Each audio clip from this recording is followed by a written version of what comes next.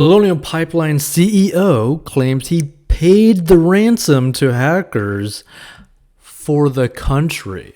And this is written by New York Post, all right? So the CEO of Colonial Pipeline claims he ignored FBI guidance and forked over a $4.4 million ransom to the hacking group DarkSide because it was the right thing to do for the country.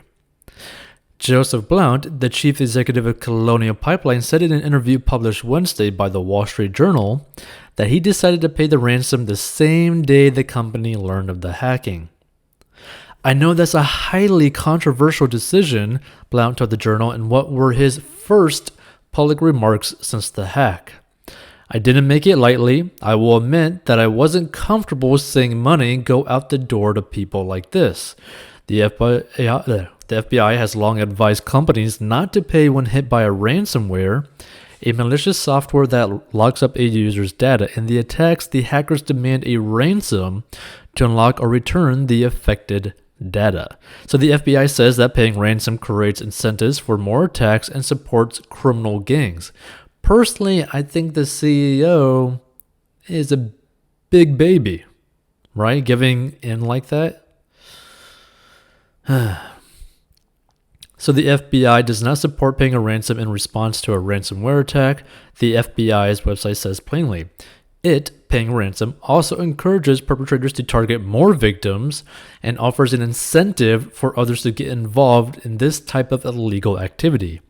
The ransomware attack on Colonial Pipeline ended up shuttering the largest U.S. oil pipeline for 6 days anyway. So the stoppage spurred panic buying and gas shortages across the southeast. Now, Blount told the Journal that the company decided to pay the ransom in consultation with experts who had dealt with DarkSide before. He declined to identify which experts he consulted, the Journal reported. In exchange for the payment, the hackers gave Colonial a decryption tool to unlock the crippled systems, the Journal reported, citing a person familiar with the matter who said the company was still unable to immediately restore operations. I mean, think about that, right? You paid nearly $5 million for nada. Talk about a waste of bloody money. And the Alpharetta, Georgia-based company is still unable to bill customers because the hacking caused issues with that system. So Blount, who said Colonial's overall hit will be in the tens of millions of dollars, plus on top of what he ended up paying to the hackers. And the company is unlikely to enjoy its pre-hack anonymity anytime soon. "We were perfectly happy having no one know who Colonial Pipeline was, and unfortunately that's not the case anymore," Blount to the Journal. Everybody in the world knows, everybody in the world knows that you gave in to hackers who gave you a solution to the problem which wasn't even good enough to solve the problem. And you still ended up having gas shortages and outages out there because of this whole situation. Like this was just bad all the way around, right? Like, the thing is, I completely understand why a company would lean to paying off a hacker, especially if like a ransomware situation, because they could completely destroy their business, right? But the thing is, there's literally no guarantee that they are not going to destroy your business either way, right? Like, there's no guarantee of it, right? This is the same reason why typically the United States does not negotiate with terrorists, because there's no guarantees, right? You cannot trust them. Just like you can't trust criminal hackers to follow along to what they're actually going to do, right? It's just, feel free to give your thoughts if you end up stumbling upon this in the future. But, this is just sad to see, right? It's sad to see a company cave in and still not get anything for it, right? Like, you're literally groveling to the ground, begging for help from the people that basically just slapped you in the face. And then, as a thank you, you're going to basically give them money for then them kicking you in the balls right afterwards, right? Like, how much abuse can like someone get? Like, there's a point where you got to say like, hey, no, I'm willing to deal with the issues of basically this hack, right?